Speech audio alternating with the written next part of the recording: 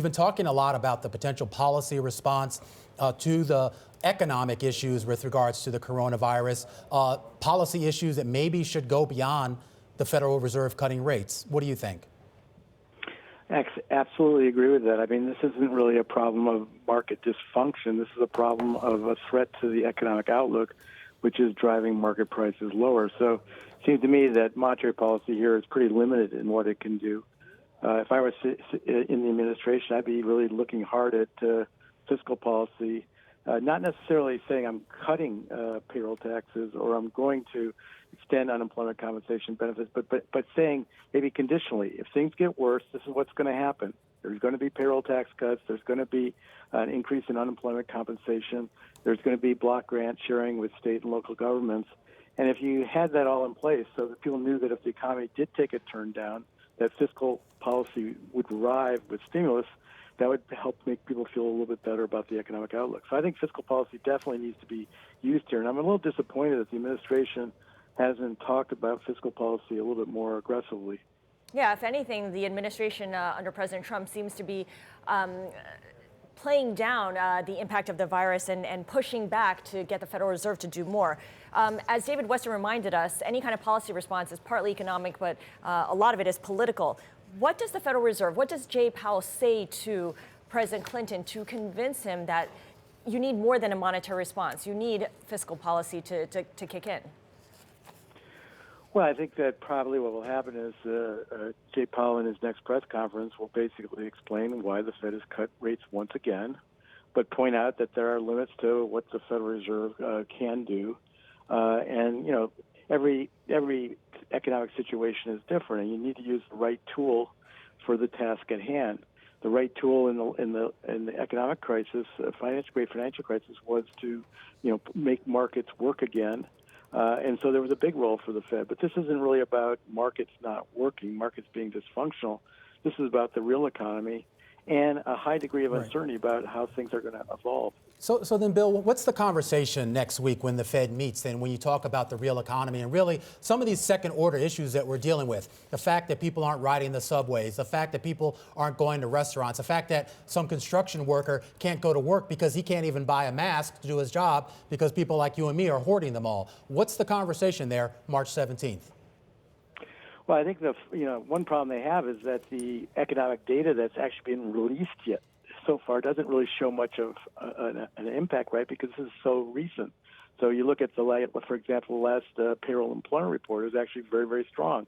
So the Fed doesn't really have a current set of economic indicators that are really actually measuring what's happening today in real time.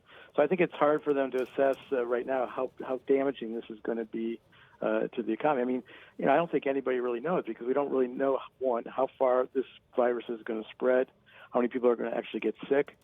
Two, we don't know how people are going to modify their behavior as they try to reduce their social interactions.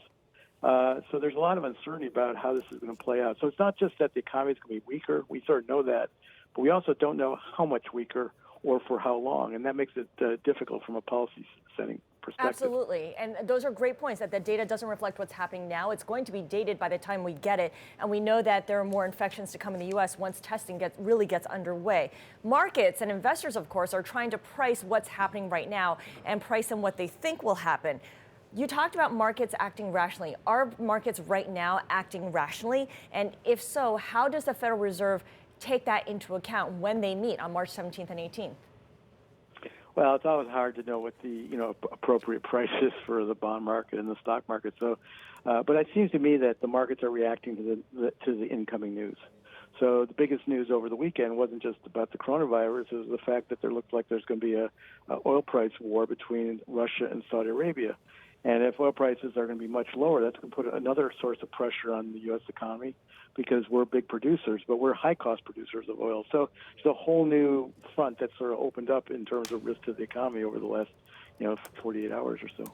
So, Bill, a year and a half ago, 2 years ago, we were talking a lot about policy normalization. Obviously, we know that went out the window for a variety of reasons. I guess when you consider where rates are, meaning the federal funds rate, and you consider how the bond market has reacted to that, is there any sense here amongst the Fed members, amongst just the general financial community, that maybe the current level of rates could have a damaging effect to banks and to the financial system? It depends on how long, it lasts. I mean, I think that, if you think about what the coronavirus impact is likely to be, it's likely to be, a weaker economy, potentially a recession, potentially even a significant recession. But, the virus is going to, pass. I mean, either the containment efforts are going to fail and the coronavirus is just going to be an every, day fact of life. It's just going to be part of our everyday environment. Or a vaccine will be developed over time that will help reduce the impact.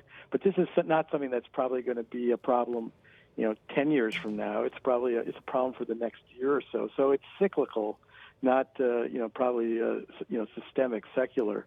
And so I think from the Fed's perspective, that's important because it means that if interest rates go down sharply, even to zero, it's not likely that they're going to stay zero for a very, very long period of time.